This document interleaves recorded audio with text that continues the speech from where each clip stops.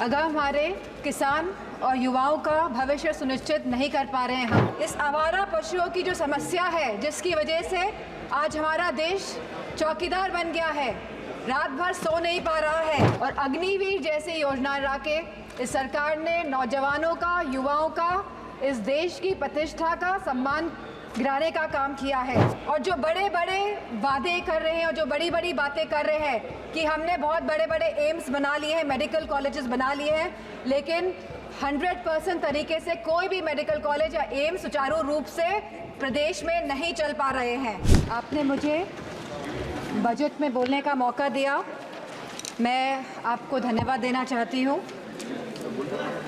हमारा देश किसान प्रधान और कृषि प्रधान देश है। अगर हमारे किसान और युवाओं का भविष्य सुनिश्चित नहीं कर पा रहे हैं हम, तो मैं समझती हूँ कहीं ना कहीं हम सब अपने फ़र्ज से डगमगा रहे हैं। जहाँ वित्त मंत्री ने 9 प्राथमिकताओं की बात करी और कृषि को जहाँ पहला स्थान दिया गया, वही मैं वित्त मंत्री से पूछना चाहती हूँ कि कृषि ग्रामीण अर्थव्यवस्था की वृद्धि दर क्या है। जहां यह कहा गया था कि 2024 तक आप किसान की आय दुगनी कर देंगे, 22 तक किसान की आय दुगनी कर देंगे, और जहां एमएसपी का वादा किया गया था, तो मैं पूछना चाहूंगी कृषि मंत्री से कि आज एग्रीकल्चरल इंफ्रास्ट्रक्चर में कितना बजट या सरकार द्वारा दिया जा रहा है। यूपी को इस बजट के तहत क्या मिला है? क्या एक भी मंडी पिछले 10 सालों में उत्तर प्रदेश में बनी है? और अगर किसान की ज़रूरतमंद जैसी चीज़ों पर क्या यह सरकार ने कोई भी जीएसटी माफ़ करी है या खाद में सब्सिडी देने में यह सरकार कायम रह पाई है? और जहां खुद प्रधानमंत्री आए थे उत्तर प्रदेश में विधानसभा चुनाव में और उन्होंने वादा किया था उत्तर प्रदेश की जनता को, उत्तर प्रदेश के लोगों को, कि वो आवारा मवेशियों की समस्या से किसानों को हल दिलाएंगे, निजात दिलाएंगे, तो क्या इस आवारा पशुओं की जो समस्या है जिसकी वजह से आज हमारा देश चौकीदार बन गया है, रात भर सो नहीं पा रहा है, तो क्या कोई प्रावधान बजट में रखा गया है इस समस्या को लेके?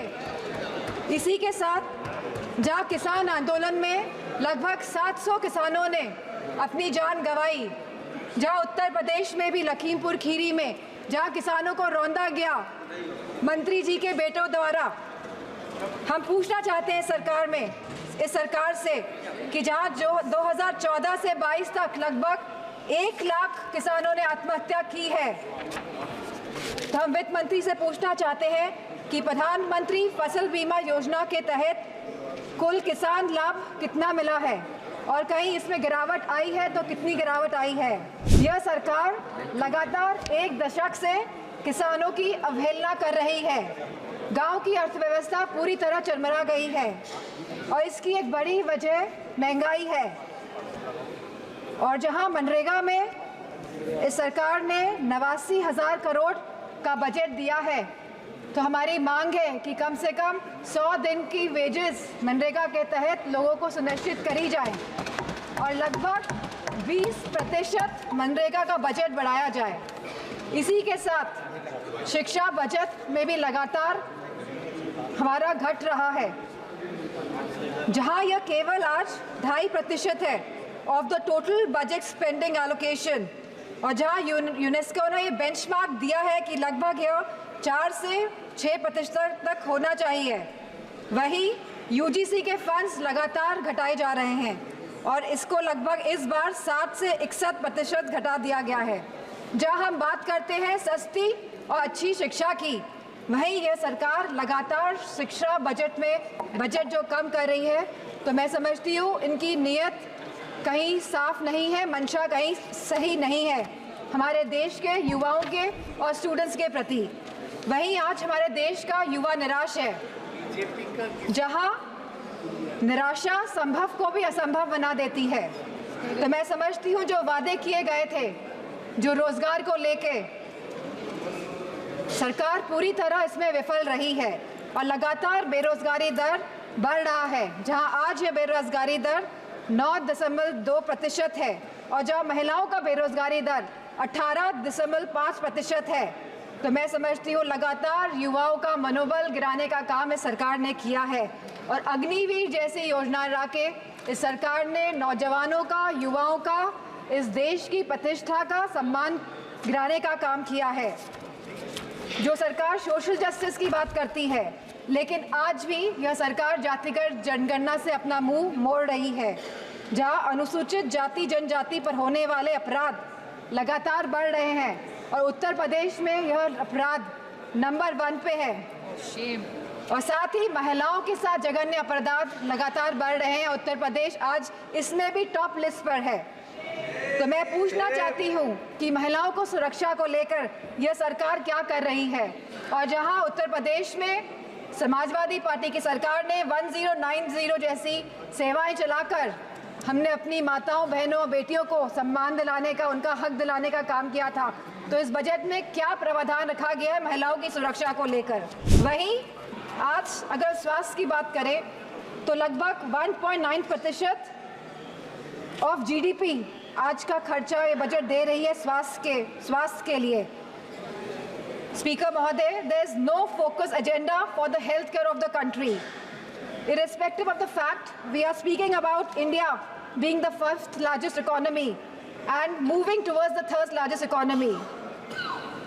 And if we see the fast growing population of the country, so 1.9% of the budget is very less for the health services of the country.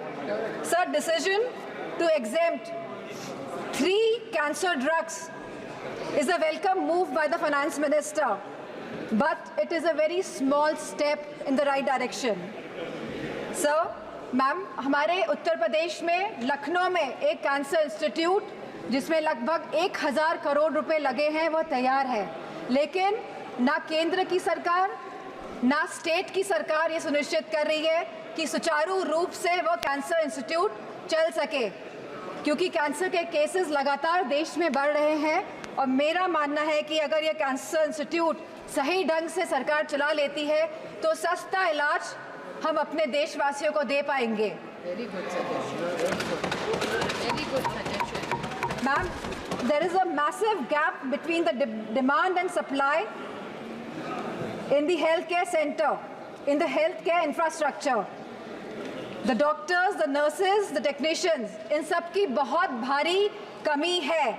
और जो बड़े बड़े वादे कर रहे हैं और जो बड़ी बड़ी बातें कर रहे हैं कि हमने बहुत बड़े बड़े एम्स बना लिए हैं, मेडिकल कॉलेजेस बना लिए हैं, लेकिन 100% तरीके से कोई भी मेडिकल कॉलेज या एम्स सुचारू रूप से प्रदेश में नहीं चल पा रहे हैं, क्योंकि भारी डॉक्टर्स की कमी है, नर्सेस की कमी है, टेक्नीशियंस की कमी है। इसी के साथ जो टीचिंग फैकल्टी में भी भारी टीचर्स की कमी है।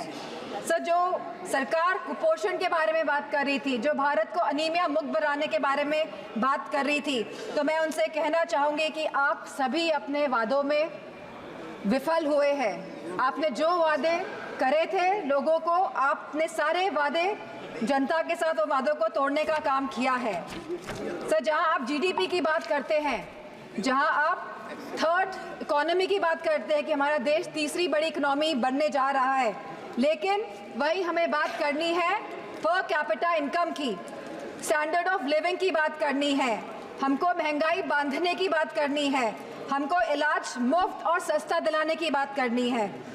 और जो कैपिटल एक्सपेंडिचर की आप बात कर रहे हैं, तो मैं समझती हूँ इसमें भी समय सीमा तय होनी चाहिए कि इंफ्रास्ट्रक्चर के जो भी प्रोजेक्ट्स बन रहे हैं उनकी समय सीमा निर्धारित हो, क्योंकि यह टैक्स का मनी है, ये जनता का पैसा है। धन्यवाद माननीय सदस्य। Ma'am, 2 minutes I will take ma'am. यह जनता का पैसा है और इसे सही ढंग से इस्तेमाल करने के लिए हम सब प्रतिबद्ध हैं। मैम, इसी के साथ मैं कहना चाहूँगी कि reformative and revolutionary changes can come in the country even after 11 years, but the dedication and concentration is required from the government. Nothing can alter the past, but responsible behavior by the government, and I'm not playing a blame game here. I'm saying a responsible behavior is the behavior in which we are responding to the present situation. And if the government plays a responsible behavior, then formative changes can come in the country. Thank you, Speaker.